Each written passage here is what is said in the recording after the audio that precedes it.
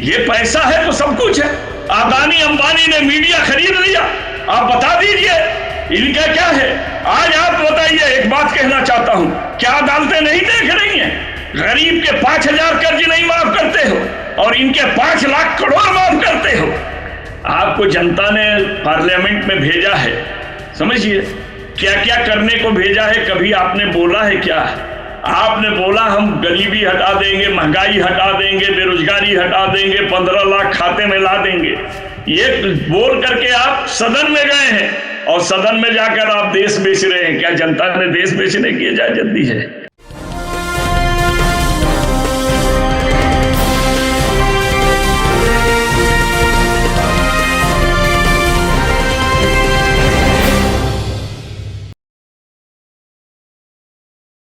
Hello, नमस्कार, आदाब, सत श्री अकाल और अस्सलाम वालेकुम। मैं हूं मोहम्मद अहमद काज़मी, लेकर आया हूं आपका पसंदीदा कार्यक्रम आपके रूबरू। इस कार्यक्रम में हम आपको कुछ जानकार लोगों से मिलवाते हैं और कुछ खबरों की तह तक जाने की कोशिश करते हैं और वो हकीकतें समझना चाहते हैं जो गोदी मीडिया हमारे आपके सामने नहीं रखता। चूंकि सरकार को क्रिटिसाइज करने या सवाल करने की हिम्मत तो अब खत्म हो गई। अब बल्कि कुछ लोगों का तो कहना है कि खरीद लिए गए। रोजाना पूरे पूरे सफे के जो एडवर्टीजमेंट सरकारी आते हैं अखबारों में, उससे हमें आपको समझ लेना चाहिए कि इनको अखबारों को या टेलीविजन चैनलों को किस तरह से खरीदा गया है। इसलिए हमें उससे बहुत ज्यादा अब उम्मीद नहीं रही है। लोग बहुत जहन उनका साफ हो चुका है, समझ चुके हैं। आज हम जिन इश्यूज पर बात करेंगे, एक तो ये कि बेंगलोर में एक इंस्टीट्यूशन में एक टीचर ने बच्चे का नाम मुसलमान सुनते ही ये कहा कि तुम कसाब की तरह हो। यानी उसने सीधा ये कहने की कोशिश की कि मुसलमान टेररिस्ट होता है। उस पर उस बच्चे ने बहस की बाकायदा और वो वीडियो आपके सामने तक पहुंच चुकी होगी। ये एक ऐसी सूरत हाल है जब स्कूलों में बच्चे भी हर दिन नफरत का सामना कर रहे हैं। ये एहसास पूरे मुल्क को होना चाहिए। अब इन बच्चों का आगे विकास क्या होगा, वो किस हद तक अपना जुड़ाव महसूस करेंगे, किस हद तक हमदर्दी महसूस करेंगे पूरे सिस्टम से, ये एक जिसे कहते हैं ना कि फाउंडेशन के टाइम पर ही किसी अगर ईंट को टेढ़ा रख दिया जाए तो बाद में नतीजे बहुत खराब होते हैं। तो ये उस्ताद अगर बच्चों को इस तरह से लेकर के चलेंगे तो ये किसी मुसलमान का या हिंदू का नुकसान नहीं बल्कि पूरे मुल्क का नुकसान करने वाले हैं। एक तो इस पर हम बात करेंगे। दूसरे, आपको याद होगा कि कोरोना जब आया था तो सब कुछ कीचड़ डाल दी थी मुसलमानों पर और उसमें सिंबॉलिक तरीके से दिल्ली के निजामुद्दीन दरगाह के पास तबलीगी जमात के मरकज को निशाना बनाया गया था और बिल्कुल यह कहने की कोशिश थी कि पूरे मुल्क में सिर्फ इन मुसलमानों ने, तबलीगी जमात के लोगों ने ही कोरोना फैलाया है। अभी तक उस बिल्डिंग की चाबियां पुलिस के पास हैं। क्या हमारे आपके नजदीक कहीं कोरोना है? यह सवाल अदालत ने किया है पुलिस से और यह पूछा है कि आखिर अब तक चाबी आपने क्यों ली हुई है। और यह बहुत ही दिलचस्प बात है कि ये मरकज दिल्ली के निजामुद्दीन के थाने की दीवार से लगा हुआ है और उसके जो सरबराह हैं मौलाना साद, उनसे आधी रात को अजीत डोवल साहब मिलते हैं, एनएसए साहब, और उनकी गिरफ्तारी नहीं होती। यानी बहुत ही दिलचस्प पेच दर पेच हैं ये समझने के लिए कि सरकारें किस तरह से लीडर्स को खरीदती हैं और अपना एक जो चक्रव्यूह है उसे चलाती हैं। तो ये मौलाना साद साहब बिल्कुल सुकून से हैं। हमें यह मालूम है कि उनका कोई जुर्म नहीं साबित हुआ है, लेकिन इतना प्रोपेगेंडा और उसके बाद पुलिस का यह रवैया, क्योंकि एनएसए साहब उनसे मिल चुके थे, अजीत डोवल साहब, वो अब हाई कोर्ट पूछ रहा है कि आप चाबी क्यों नहीं दे रहे अभी तक। इसके अलावा तीसरा एक अहम मसला है जो बिल्कुल एक दूसरे से सब जुड़े हुए हैं। सुप्रीम कोर्ट के जजेस के और कानून मंत्री किरण रिजिजू जी, उनके और उनके बीच में एक तरह से टकराव की सूरत हाल है। सरकार चाहती है कि हम अपनी मर्जी से जजों को तकर्रुरी करें, और सुप्रीम कोर्ट का कहना है कि कॉलेजियम का एक सिस्टम है, जजों की कमेटी होती है, वो जजों की तकर्रुरी करती है। तो इस पे टकराव है। कहा यह जा रहा है कि कुछ बहुत ही हसास किस्म के मुकदमे सुप्रीम कोर्ट के जेर गौर हैं, उसमें शायद सरकार के लिए परेशानियां आ सकती हैं, लेकिन टकराव बहुत ही गैर मामूली है। मैंने तकरीबन 40 साल जर्नलिज्म को करते हो गए, और उससे पहले भी कभी सरकार के और सुप्रीम कोर्ट के बीच में ऐसा टकराव नहीं देखा, न सुना। इस सब पर बात करने के लिए मेरे साथ हमारे खास मेहमान हैं शब्बीर अहमद विद्रोही साहब नागपुर से, जो एनसीपी के लीडर हैं और अपनी बेबाक अंदाज में बात रखते हैं। शब्बीर अहमद विद्रोही साहब, वेलकम है आपका। मीडिया स्टार वर्ल्ड को आपने वक्त दिया। आप ये बताइए कि आप इस बच्चे को जिसने उस्ताद से बाकायदा बहस की, ये कहे जाने पर कि तुम कसाब जैसे हो, उसे आप कैसे देख रहे हैं?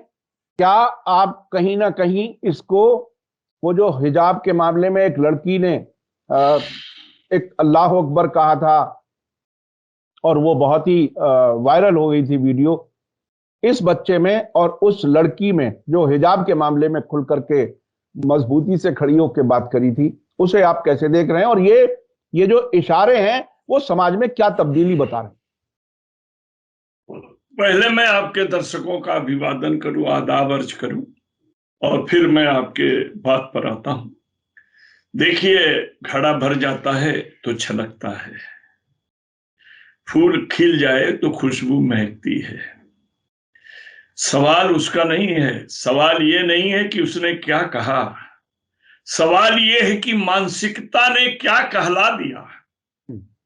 कारण यह है कि किसने क्या कहा। हमारे यहाँ जो भी है, और पहले तारीख देखिए, जिस दिन कहा उसने, वो 26/11 है, और 26/11 को बंबई में बहुत बड़ा फसाद हुआ था, जिसमें हमारे करकरे और पुलिस के अफसर मारे गए थे, और उसमें ही कसाब गिरफ्तार हुआ था।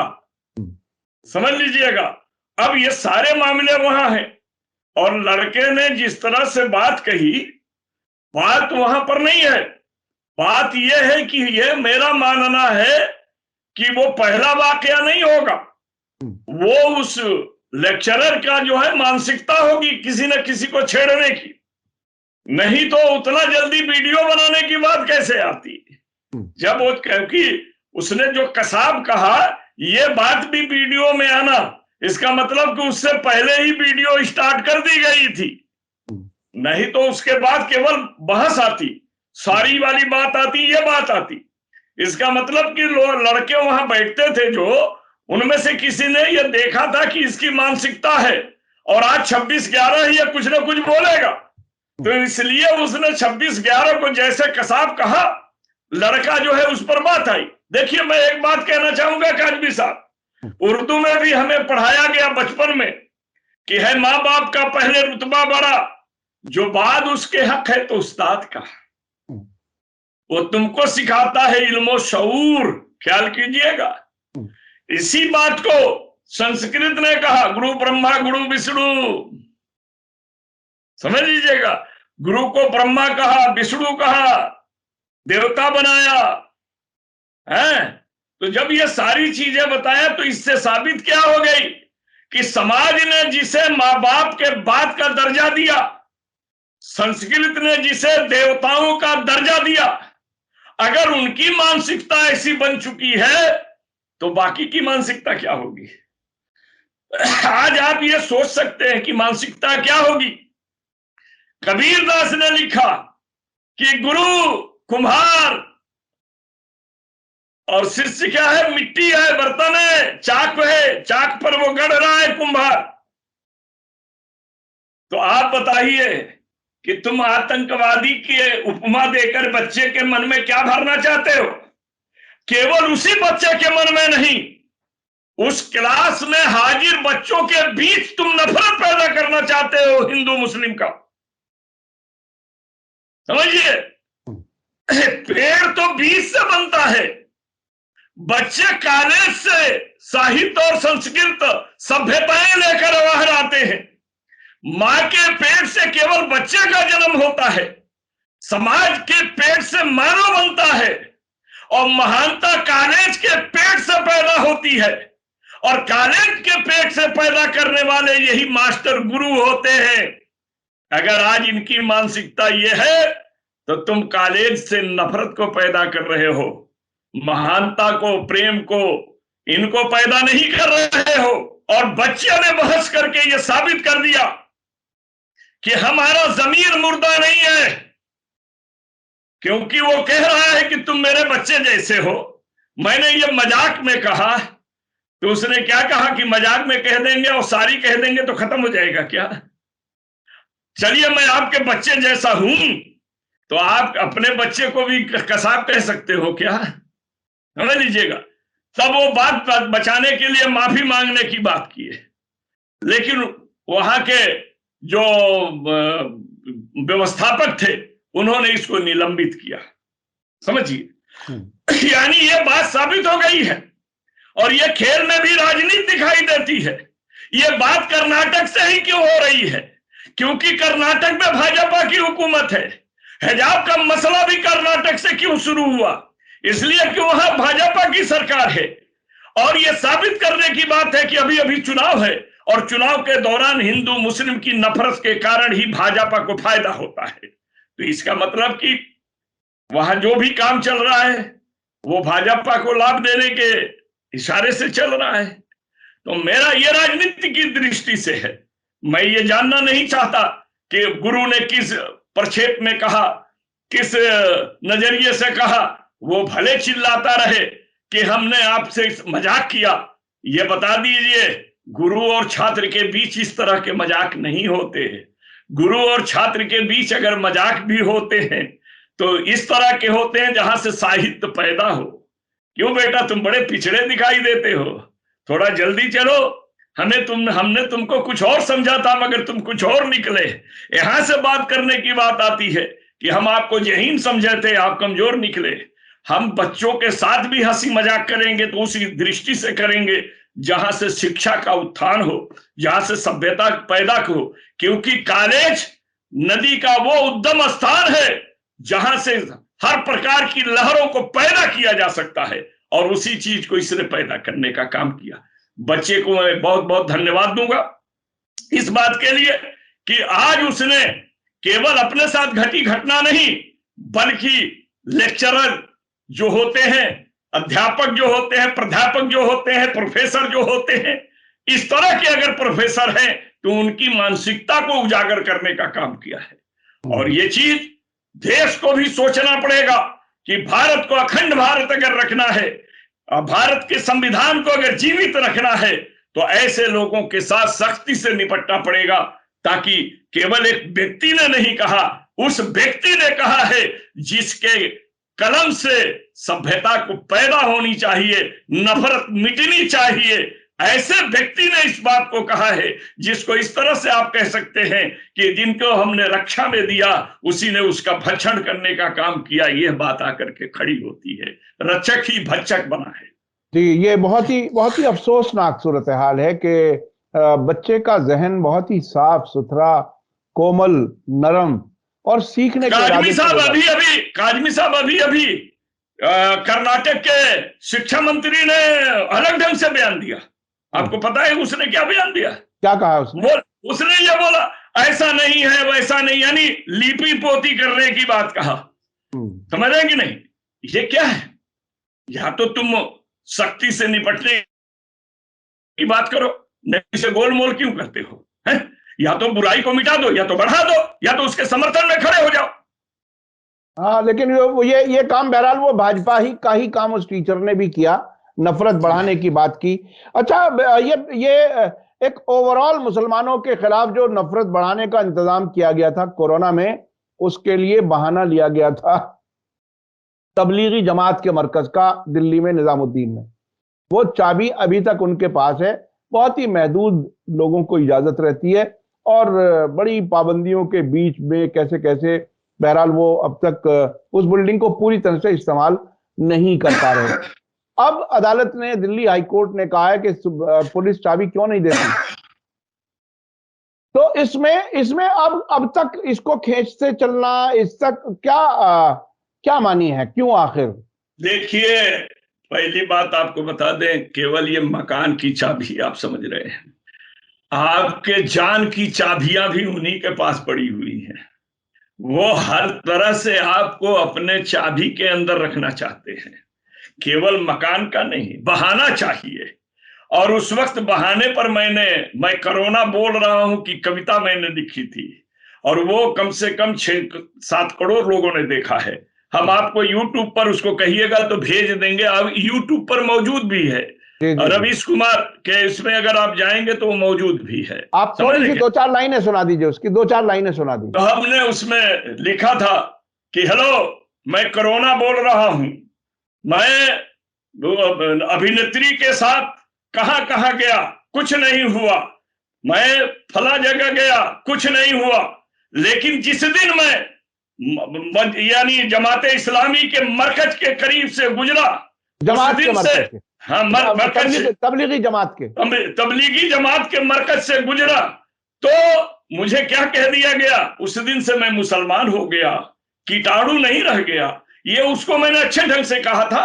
आज 3 साल हो गया है, मौका देते तो वो हमारे वीडियो में है, तो मैं आपको सुना देता, ये भेज देता। नहीं, वो बात जो आपने मैसेज उसमें दिया वो सामने आ गया कि कोरोना को भी मुसलमान बना करके पेश किया गया। और कितनी मुझे याद पड़ता है कि देखिए, एक साहब ने बताया कि जब वो लोग पैदल जा रहे थे बिहार और कहां, तो एक कोई साहब ने गाड़ी से जा रहे थे, तो उन्होंने पैदल चलते हुए को बिठा लिया गाड़ी में, और वो नहीं जानता था कि ये मुसलमान है या हिंदू है या कौन है। ना पूछने की जरूरत थी, जाहिर है उसने अपनी इंसानियत की वजह से ही उसे बिठाया था। लेकिन वो पैदल जो तकरीबन 1000 किलोमीटर पैदल चल चुका था, वो उस गाड़ी में बैठ करके ये कह रहा है कि साहब मोदी ने बचा लिया ये तो। और मोदी ने कैसे बचा लिया कि साहब ये देखिए, तबलीगी जमात को अगर ये बंद ना करते तो ये तो पूरे मुल्क में जो है वो बहुत बुरी हालत हो जाती, और ये सब मोदी ने बचा लिया। यानी इस तरह से प्रोजेक्शन किया गया तबलीगी जमात का। तबलीगी जमात के लोग कहीं अगर थूक भी दें तो भी वहां भी कोरोना हो जाएगा, कहीं बैठ जाए तो कोरोना हो जाएगा। बड़ी अजीब नफरत की सूरत हाल। अच्छा, अब मैं समझना चाहता हूं कि ये नहीं, तो सुनिए आपकी चाबी वाली बात पर, ये चाबी वाली बात पर तो हाई कोर्ट ने कहा कि अब तक चाबी क्यों रखे हो, दे दो। अब कहां कोरोना है भाई, कोरोना हो या किसी जगह हो, क्या कोरोना में जहां कौन सा आदमी बचा है जिसका घर कोरोना हुआ, आपने उस कोरोना के घर को सीज कर दिया क्या? आपने एरिया को सीज किए थे कुछ दिन के लिए कि इस एरिया से लोग उस एरिया में न जाएं। ठीक है, लोगों का जान बचाना बेहतर चीज है, लेकिन ये चीजों पर क्या आज अदालत को कहना पड़ा कि कब तक रोकोगे? दो। लेकिन ये इतना आसानी से देने वाले नहीं है। देना होता तो दे दिए होते। आज ऑर्डर को भी हुए 4 दिन हुआ, अभी आप अपने बात में कह रहे थे कि अभी तक मिला नहीं है, चाबी अभी तक मिला नहीं है। और मौलाना साद के खिलाफ गुनाह दर्ज किया गया उसी मामले को लेकर के, यानी तबलीगी जमात के मामले को लेकर के उन पर किया गया। और जाके दाभोल कर मिलते हैं, मिलने के बाद से साद साहब के घर और क्या क्या बातें आई, कितनी लग्जरी गाड़ियां हैं, कितना क्या है, फलाना है, धमाका है, समझ लीजिएगा। लेकिन ये देखिए, हमारे यहाँ शोर शराबे बहुत किए जाते हैं, और इसके लिए मुझे एक शेर याद आता है जो आपसे कह देना चाहूंगा। यारों, नोट वालों के लिए कानून नर्म है, कैद में भी रह करके आजाद रहे हैं। शाही के ये मेहमान हैं जिस चंद रोज के, जैसे कि ससुराल में दामाद रहे हैं। क्या बात है। पैसे वाले और पूंजीपतियों को देख लीजिए, जेल के अंदर उनके मसाज होते हैं, उनके सारी चीजें होती हैं, उनको खाने को मिलता है, उनको क्या क्या नहीं मिलता है, कमरा अलग मिलता है, टीवी अलग मिलते हैं, सारी चीजें, फोन की सुविधा मिलती है। और पत्नी मिलने जाए तो उसके लिए व्यवस्था भी अलग होती है। तो सोचिए ये क्या है, ये पैसा है तो सब कुछ है, दरवे सर्वे, दरवे पैसे सब कुछ है। अदानी अंबानी ने मीडिया खरीद लिया, आप बता दीजिए इनका क्या है। आज आप बताइए, एक बात कहना चाहता हूं, क्या अदालतें नहीं देख रही हैं? गरीब के 5,000 कर्ज नहीं माफ करते हो और इनके 5 लाख करोड़ माफ करते हो। ये क्या है? देश का बैंक इनके बाप का है, देश के नागरिकों का है, लेकिन ये उनको चंदा देते हैं। यानी एमपीए करने में भी धंधा होता है, उनको चंदा होता है। अलग अलग क्या होता है छोड़ दीजिए। आज हम प्रॉपर्टी, आप ये बताइए, बैंक हमको लोन देती है तो जितना लोन देती है उससे ज्यादा की प्रॉपर्टी हमसे मार्गेज लेती है। इनको अगर इतना करोड़ दी है तो क्या मार्गेज नहीं ली होगी? ली है तो उस प्रॉपर्टी पर कब्जा क्यों नहीं करती है? क्यों कर देती है माफ उसको, पैसे को? तो ये और इसमें एक बहुत दिलचस्प पहलू है कि अब अखबार में खबर बिल्कुल दूसरे तरीके से दी जाती है।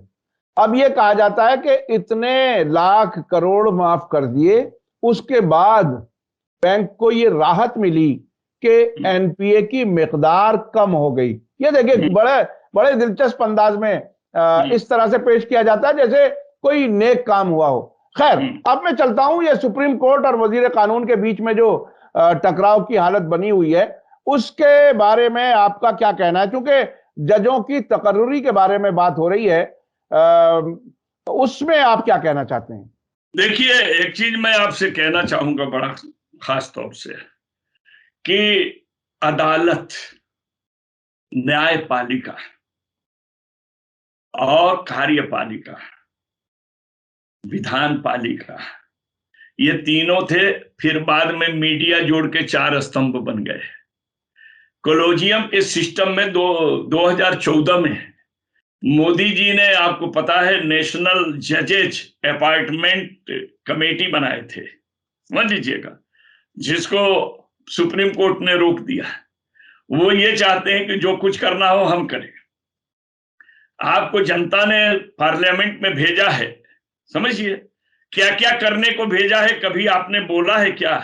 आपने बोला हम गरीबी हटा देंगे, महंगाई हटा देंगे, बेरोजगारी हटा देंगे, 15 लाख खाते में ला देंगे, ये बोल करके आप सदन में गए हैं और सदन में जाकर आप देश बेच रहे हैं। क्या जनता ने देश बेचने की इजाजत दी है? जनता ने अपने मर्जी का अधिकारी बनाने की दी है कि योग्य अधिकारी बनाने की दी है? तो जब कोलोजियम का सिस्टम है तो इन्होंने नाम भेजा और कल जजों ने परसों टिप्पणी कर दिया तो आज फाइल वापस आ गई। फाइल वापस आ गई, यानी सरकार को यह फाइल पसंद नहीं है। अब सवाल यह उठता है कि सरकार की पसंद की फाइल भेजेगी कोलोजियम, या कोलोजियम फिर से इसी फाइल को वापस भेजेगी? अब यह कोलोजियम पर डिपेंड करता है। और अगर कोलोजियम इसी फाइल को भेजती है तो सरकार को मजबूरन इसे मंजूर करना पड़ेगा और राष्ट्रपति की तरफ भेजना पड़ेगा। मगर आगे देखते हैं, क्योंकि अदालतों में इन चीजों की कमी नहीं है। योग्य व्यक्ति 2 4 10 जैसे भी होंगे, लेकिन कुछ सरकार के सामने दुम हिलाने वाले भी होंगे। इसलिए आज एक हंसने की बात आई। देखिए, मुकदमे कई किस्म के होते हैं। जैसे मरीज अगर मरने के करीब है और डॉक्टर तुरंत उसको इलाज नहीं देता है तो मरने के बाद नब्ज टटोलने से क्या फायदा? महाराष्ट्र के 16 एमएलए का आयोग घोषित करने का मामला, आज 29 तारीख को सुनवाई थी, लेकिन कृष्णा जज जी जो है वो छुट्टी पर हो गए, सुनवाई टल गई। क्योंकि बेंच है ना, तो बेंच में अगर एक जज भी कम होगा तो सुनवाई नहीं होगी। लेकिन जो चीज का हेयरिंग जल्दी करना है वो करना चाहिए, मगर इसमें भी कानूनी बाधाएं हैं, हम इस पर नहीं बोलेंगे। मगर ये जरूर बोलेंगे कि पार्लियामेंट में बैठे हुए लोगों को कानून बदलने का अधिकार है, और जब तक कानून नहीं बदलता है तब तक बने हुए कानून पर चलने के लिए उन्हें विवश होना चाहिए। लेकिन वो क्या चाहते हैं आपको पता है? उनको लगता है कि 2024 में हम चले जाएंगे, इसलिए आने वाली पीढ़ी में से हाई कोर्ट पर इधर उधर अपने मर्जी का जज रख दें कि आने वाले समय में जैसे इन्होंने ईडी, पीडी, सीडी, सीआईडी का अगर इन्होंने उपयोग किया है तो कहीं बदला की भावना से दूसरा उपयोग करे तो हमारे लोगों को जज हमारा होगा तो जमानत मिल जाएगी। ये मानसिकता है, ये मानसिकता नहीं है। वो ये चाहते हैं कि मेरी मर्जी से बनाया हुआ जाएगा तो एहसान मानेगा। यानी आप ये महसूस कर रहे हैं कि अब इनको लगने लगा है कि अब वापसी है, अब 2024 नहीं, सबसे ज्यादा लगने लगा है अदालत को। अदालत की गरिमा इतनी गिरती गई कि लोगों ने यह मान लिया कि अब अदालत से भी भरोसा उठता जाएगा। और जज ने जिस दिन शपथ लिया उस दिन उसने कहा कि मैं कहूंगा नहीं, मैं कहकर विश्वास नहीं लूंगा, मैं करके विश्वास लूंगा। तो वो अदालत में अब करने लगा है ताकि यह विश्वास जनता में पैदा हो कि अदालत सरकार की गुलाम और पिटलगू नहीं होती है। इसलिए यह डायरेक्ट लड़ाई है, समझ लीजिएगा। यह बात यहां पर आकर के है, अदालत का अस्तित्व खतरे में था और उस खतरे के अस्तित्व को आपको पता है 4 जज खुदे बाहर आकर के बोले थे कि नहीं बोले थे? 4 जज बाहर आकर के बोले जनता संविधान बचाओ। और आज जनता कह रही है अदालत से कि जज साहब अब संविधान बचाओ। ये बात आकर के खड़ी है और इसके बीच ये लड़ाई है। वो मालिक करेगा, जानते हैं। जो चीज आपको इस पर एक शेर सुना देता हूं और आगे चलिए जैसा आपको चलना होगा। ये जीना आपको ऊपरी मंजिल ले जाती है, जरा सा रुख बदलिए फिर ही नीचे ले आती है। तो जिन चीजों से ये फसल को बोने और काटने का काम किया है, वक्त बदलता है तो मिजाज बदल जाता है। अब इनको भी लगने लगा है कि हर जगह झूठ नहीं चलती है, 24 तक झूठ चलेगी कि नहीं चलेगी। और जनता ये मानने लगी है काजमी साहब कि ये खीर कोई प्लान बनाकर लाएंगे और प्लान कर पहला झलक दिखा रहे हैं। 70,000 बेरोजगार को नौकरी, 50,000 बेरोजगार को नौकरी का मेला लगा रहे हैं। ये मेला के बाद उनसे पूछिए कि जो नौकरी का लेटर पाए हैं ज्वाइन हुए हैं कि नहीं हुए हैं, एक भी अभी वो भी है। और उसमें इस तरह के लोग भी बताए जाते हैं कि 6-6 महीने की नौकरियां मिली हैं, ऐसा नहीं है कि वो परमानेंट नौकरियां हैं। वो इस तरह की भी खबरें हैं। बहुत बहुत शुक्रिया जनाब शब्बीर अहमद विद्रोही साहब, आपने वक्त दिया। खास तौर पर ये जो बेंगलोर का स्टूडेंट का टीचर का जो एक तरह से बहस हुई, वो बहुत ही आंखें खोलने वाली थी। तबलीगी जमात के मरकज के बारे में अदालत ने पुलिस की सरजनिश की है और अब आने वाले वक्त में क्या होगा। और सरकार और सुप्रीम कोर्ट के बीच में टकराव है। आपका कहना है कि ये बहुत मुमकिन है कि 24 में ये हुकूमत जाती हुई देख रहे हों और अपनी मर्जी के जजों को मुकर्रर करना चाहते हों। ये आने वाला वक्त बताएगा। इसी के साथ मुझे दीजिए इजाजत। धन्यवाद, शुक्रिया। जय भारत, जय हिंद। मीडिया स्टार वर्ल्ड के और वीडियो देखने के लिए हमारे चैनल को सब्सक्राइब करें और सीधे नोटिफिकेशन पाने के लिए बेल आइकन दबाएं। और अगर हमारी खबर सच्ची और अच्छी लगे तो अपने व्हाट्सएप, इंस्टाग्राम, फेसबुक और ट्विटर अकाउंट पर जरूर शेयर करें।